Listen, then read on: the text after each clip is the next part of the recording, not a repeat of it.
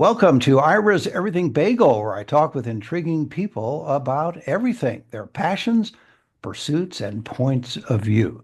The impeachment of a president is no small matter, and one historic impeachment hearing in the 20th century was related to the Watergate scandal. The president under the microscope was Richard Nixon, and Peter Rodino Jr. was chairman of the House Judiciary Committee, where he oversaw the 1974 impeachment hearings against Nixon that eventually led to the president's resignation. Rodino's story was never told until now, and my guest is Lawrence Spinelli, author of Watergate's Unexpected Hero: The Life of Peter W. Rodino Jr. It's available on Amazon, Barnes& and Noble, and all the usual places. And Lawrence, welcome to the show. Thank you. It's a great pleasure to be with you. Why did you decide to write about Peter Rodino so many decades later, and what was your connection to him? Well, let me start with the connection first, because that leads me to why I wrote the book. I met Peter Rodino when I was in high school. It's one of those great, classic stories. I was the president of the Belleville High School Political Club in New Jersey. He was our congressman. This is before Watergate and the impeachment. He wasn't really known outside of New Jersey. And one of the perks of being the president of political club was you got to meet and greet whoever famous came to the school. Now, I have to be honest with you, Ira, nobody famous ever came to Belleville High School. But one day, our congressman, Peter Rodino, did. I got to meet him. I walked him to his car. I told him that I was in charge of the political club, loved politics. And about 2 or 3 days later, his office called and said, "Would you like to work on our campaign?" And to paraphrase Casablanca, it was the beginning of a beautiful friendship. I worked on his campaigns. I was a college professor and worked in his office in the summers, and eventually I worked for him as a press secretary. And he was my friend till the day he died. I did a reading at his funeral. So that was the personal connection. Why did I write the book?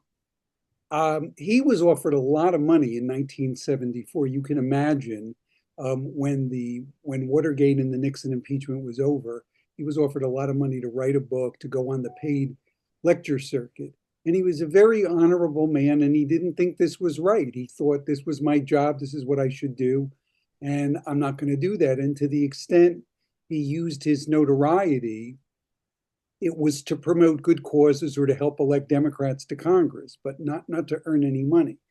And as a result, he was the only major figure from the Watergate era without a biography or autobiography. When he retired from Congress, he had made an attempt to maybe write an autobiography, then it never happened. And I had promised him that someday I will do this. There's sort of a gap there on the history shelf that needs to be filled so that people understand who he was and what he did. You actually made a promise to him. I didn't know that. In other words, you said, I'm going to write about you at some point. I'm going to Yes, write about your and life. exactly. I was as I alluded to earlier, I'm a trained historian. I have a doctorate in history from New York University, and I was a college professor. I'd already written a book, but then I kind of, thanks to actually Peter Rodino, who hired me away from academia to be his press secretary, which set me off in a whole different direction. And I spent the next 30 years in the government. But because I had this background, I had said to him, someday I will do this. So when I retired in 2017 from government service, I thought, well, okay, now I'm going to do this. And I basically spent the first 5 years of my retirement researching and writing the book. I wanted to get this book out in time for the 50th anniversary of the impeachment and the Nixon resignation.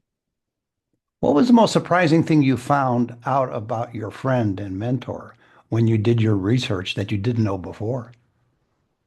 Well, that's actually a great question because I spent a lot of time with him, and particularly when he decided to retire, and we were closing down the office.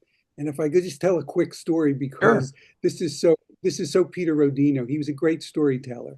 So I don't know if your listeners know, but when you either are defeated or retire from the Congress, you have to be out of your office by a certain date. And it's usually sort of mid-December because they need to come in and paint it and get it ready for the next person that's going to occupy your office.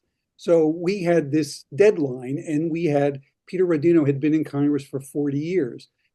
So we had a lot of files, a lot of things to close down, and we were under this deadline. So I was go into Mr. Rodino's office with him and try to get him to start, putting things in boxes. And every time we would pick something up, he would tell me a story. And it was great. I wish I had a tape recorder because they were wonderful stories. But part of me was also saying, no, but we have to hurry up. We've really got to be out of here. But I think the thing that I learned in researching and writing the book that I didn't know about him, despite all of those stories, was about his early life. He had a very, very challenging life. He was the son of Italian immigrants.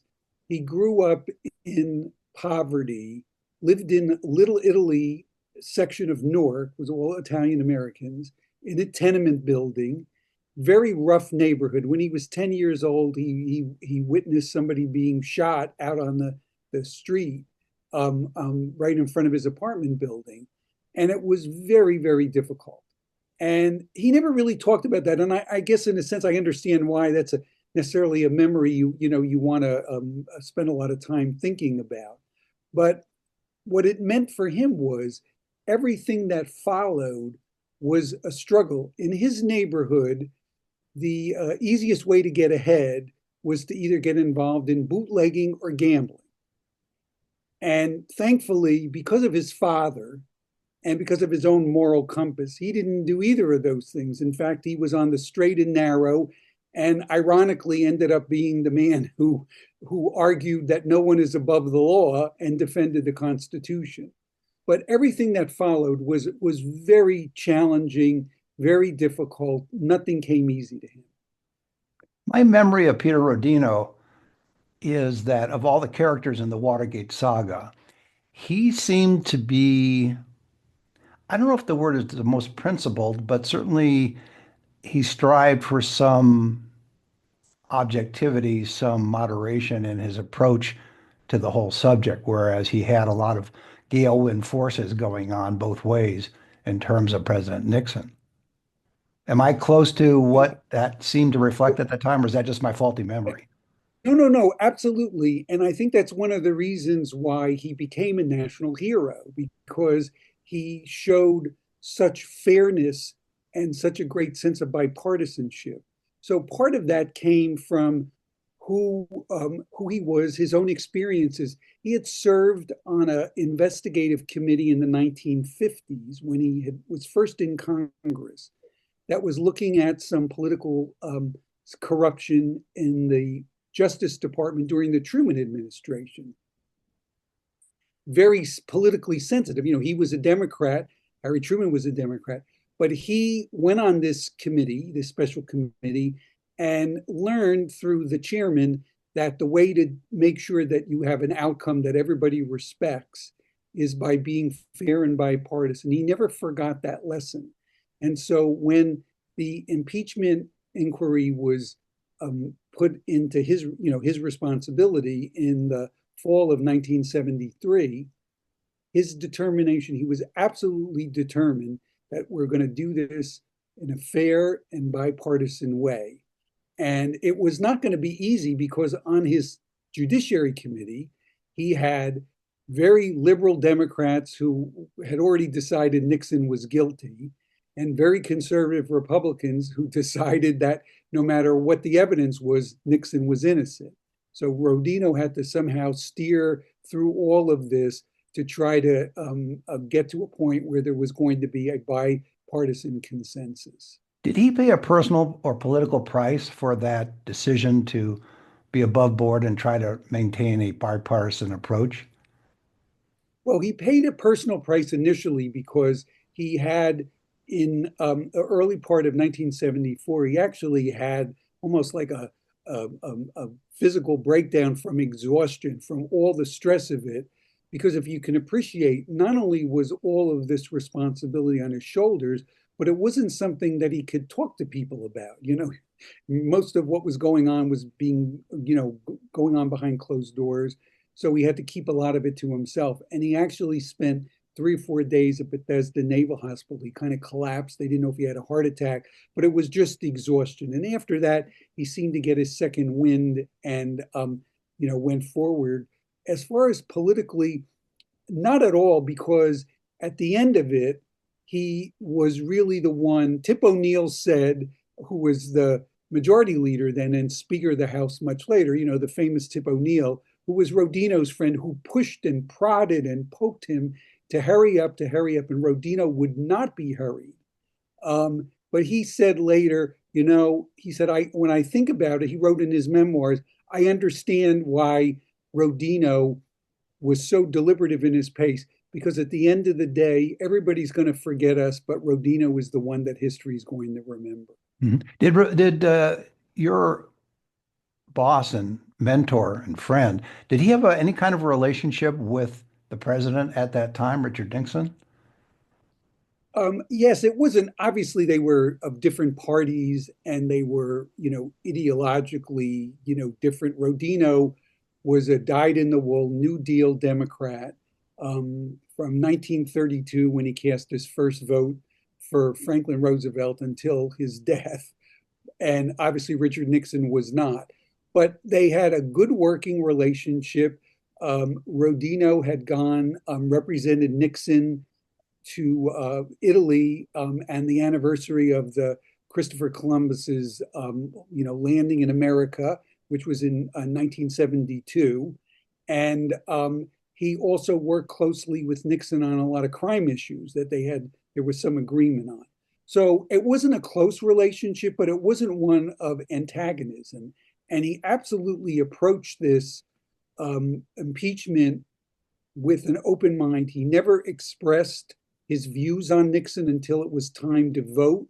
And he always kept an open mind. And in fact, he reluctantly went down this path of presidential impeachment. He was hoping it wouldn't come to that. He hoped that they could resolve this in some other way, but ultimately there was no choice. From your research, did you find that there was any, not back channel communication, but perhaps after the impeachment decision, that there was some communication with Richard Nixon either while he was still president or when he resigned and went to San Clemente? No, the only communications that the committee had and Rodino had was through Richard Nixon's counsel and through his lawyers, the lawyers at the White House. They never actually had any direct conversations that I'm aware of. There's certainly no record of any of that. And then once Nixon left and he received the pardon, Gerald Ford, about maybe 5 or 6 weeks after he left Washington, or a month later, there was never any communications. But I have to tell one funny story because this is really a true story, although Rodino and Nixon never interacted. So Rodino, living in Newark, New Jersey, and that's where his congressional district was, every week he commuted on the shuttle that went from Newark down to Washington. And he always had the same seat. 2A was the second row, and it was right on the aisle, so he could get on the plane and get off quickly. So one day he came on to get on the plane, and they said, "Oh, I'm sorry, you can't sit there. You have to sit a few rows behind." And he only found out once the plane got going, and just as they were ready to close the door, who had taken over his 2A seat was former President Richard Nixon, who ironically was living in New Jersey, Right. and his Secret Service, he was on his way to Washington. So when Rodino got off the plane, and somehow the press found out about this, and Rodino's response was, "Well, I took away his seat, so I guess it was only fair that he took away mine." Did he have a conversation with him since they were on the No, they plane? didn't. They did not interact at all. Interesting. I thought they might just for sake of history. It would have been kind of cool. Yeah, Yeah. would have been an interesting conversation. I want to go back to something I asked you, and maybe I didn't hear it, but if I didn't hear it, I apologize that you answered it, but I don't know that you answered it, which was, what was the most surprising thing you found out in your research about your friend and mentor? Yes, thank you. I sort of started answering, but didn't completely answer it. the thing that surprised me was what a struggle it was for him to get through school and to actually become a lawyer. I didn't really realize that because he came out of a rough neighborhood. He had the good fortune to going to the best high school in Newark, was the academic high school, and as a result of that, that at least set him on the right path. But then when it came time to go to, he had to go to junior college. In those days, you didn't need a 4-year degree to become a lawyer to get into law school, but you needed 2 years of junior college and then 3 years of law school. And so he had to do this at night. But after junior college, because of the depression, his father lost his job. Rodino had all these part-time jobs that were helping to pay for school. He lost his jobs. And for 4 years, he had to suspend his education and just work wherever he could. And to me, that perseverance, I mean, it would have been so easy for somebody to say at that point, you know what? I don't know when this is ever going to end. I'm just going to go get a job and I'm going to forget this dream. I'm not going to, this is never going to happen for me. But he did not. He had every kind of job you can imagine. He worked for the streetcar company. He was a night clerk at a railroad station. He worked for the company that made Ronson cigarette lighters in Newark, New Jersey, and saved up his money. And eventually he was able to go to school at night. And it took him 3 years to get through school. And let me just give you an idea of what his day was like. He would get up at 5 o'clock in the morning, get the streetcar down to the factory, start his shift at 7, work the full shift until about 3:30, walk over to the law school, go to classes till 9 o'clock at night, go back home, study, go to bed about 2 o'clock in the morning, and then the alarm clock would go off at 5, and he'd start the day all over again. And he quipped that when he finally graduated law school, the first thing he did was throw out the alarm clock. Well, I was thinking as you were telling that story that it would have been so easy for him, especially when his father lost his job and he was hustling for part-time jobs. Given the neighborhood he grew up in, it would have been very easy for him to turn to a life of crime. Absolutely. That was the easiest way. That was the shortcut. But this was not him. This was so instilled in him. And as I said, he gives his father a lot of the credit for that. He just was brought up that way. I think his father, as an immigrant, just believed that you obeyed the law, you did the right thing, and that's how you made your way in the world.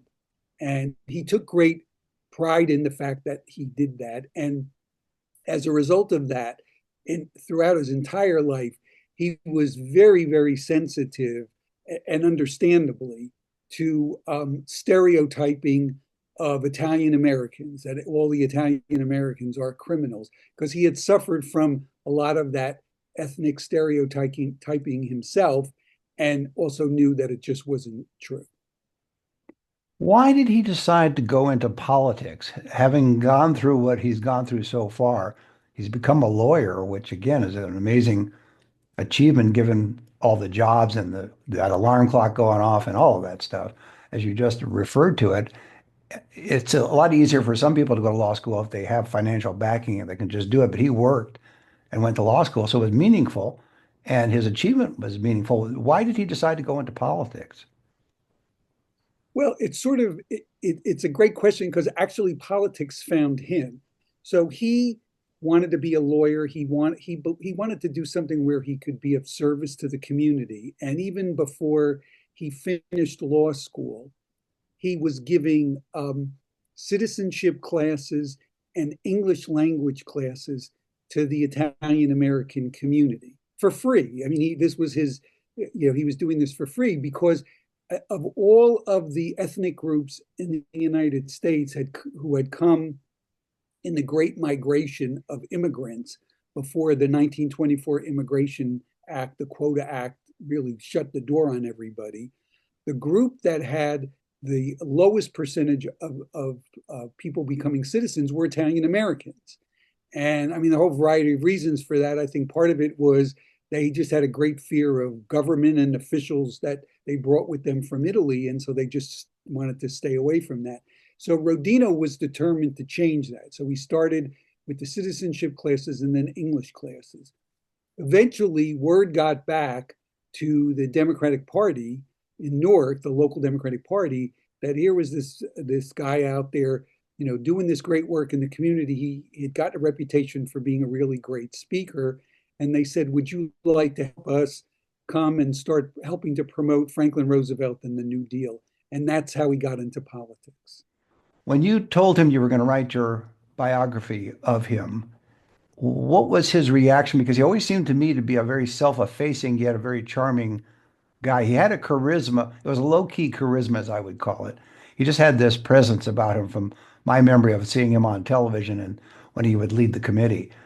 But what was his reaction to your telling him that you were going to write this book about him? Well, he was really thrilled because I think he regretted not that he I don't think he regretted that he didn't take the money and cash in because he knew that wasn't right. But I think he regretted when he retired that he had an opportunity to write a book then. He wasn't being offered a lot of money, but if he could have taken the time, and he never did, and I think he sort of regretted it. And I think one of the reasons he was happy that I said I would do this is because he thought it was important for people to understand the story of what an immigrant can do, the contributions that immigrants have made to America. And as I said, because of this sensitivity of the way Italian Americans were stereotyped, to tell this story of this Italian American growing up in a tough neighborhood and ending up being the great defender of the Constitution. Also, I think he appreciated the fact that he was very underestimated, and which is why the title of the book is Watergate's Unexpected Hero, because when he was first tasked with taking on this impeachment responsibility as the chairman of the House Judiciary Committee, there was a lot of skepticism of him. He was not very well known outside of New Jersey. He had been toiling away for 20 plus years in Congress, but usually in the shadows. He had just become the chairman of the Judiciary Committee earlier in the year, so he was only in the job about 10 months. He was from Newark, New Jersey, which had seen a lot of political corruption. And of course, believe it or not, in 1974, people wondered, the New York Times questioned whether, as an Italian American, he must have some ties to organized crime, which of course was not true. And actually, the Republican U.S. attorney in New Jersey came and issued a statement saying, absolutely not true. In all of our investigations of corruption in New Jersey, nothing ever was connected to Peter Rodino. But so for all of those reasons, people thought he's really not up to it. One editorial in the newspaper at the time said, having Rodino in charge of this impeachment was like putting a rookie pitcher into a World Series game when the bases were loaded. So he, was really underestimated. So I think he would have appreciated the fact that hopefully people read the book, they not only learn the background, the breadth of it, but they also understand that really if anybody had bothered to take the time in 1973 to look at his background, they would have seen that he was fully equipped to do this, that he had overcome all of these challenges in his life. He had the patience, the perseverance, and the absolute doggedness to see this through. And I think also it helps fill part of the history of Watergate because you've had so many books written about the subject, except one by Peter Rodino Jr. So now your writing about him fills that gap to an extent and gives that perspective as well, because there's so many sides to this story that continues even into the 21st century that it's good that you're writing this book. When you were researching it, was there anything you came across that you were not that you were surprised about, but that you didn't know was a part of his life, whether it was a personal relationship, a business relationship, a political relationship? Well, one thing that I discovered that he had talked about, and then I went and researched to make sure it was right. Because one of the challenges is Rodino had left behind um, some oral recordings. In this is in the 90s when he again was making an attempt. Maybe he was going to write a book, so he did a bunch of oral recordings. But you wonder, is are these accurate? Is his memory correct? You can't just take those on face value for what they are. So in every instance, I had to then go do independent research to say, was this really right? And one of the stories he told, which I will confess to your listeners, I was a little skeptical. Is this really correct? That he was, in fact, courted by the Republicans in 1946 when he came back from World War II, back to Newark. He had enlisted. He did not wait to be drafted. He enlisted in the Army before Pearl Harbor as a private, came back a decorated captain as a war hero. And that's really what then he decided he was going to run for Congress. But before he did that, the Republicans were trying to court him over to their side. And I was like, oh, is that really true? And it really was true. They really did. The Republican mayor of Newark offered him a very high paying job to get him to not run for office. They thought they would sort of get him out of the way. So that was a real surprise to me. I really didn't expect that. Before I let you go, we have about a minute left. What's the most important thing you want people to take away from the book you've written about your friend and mentor?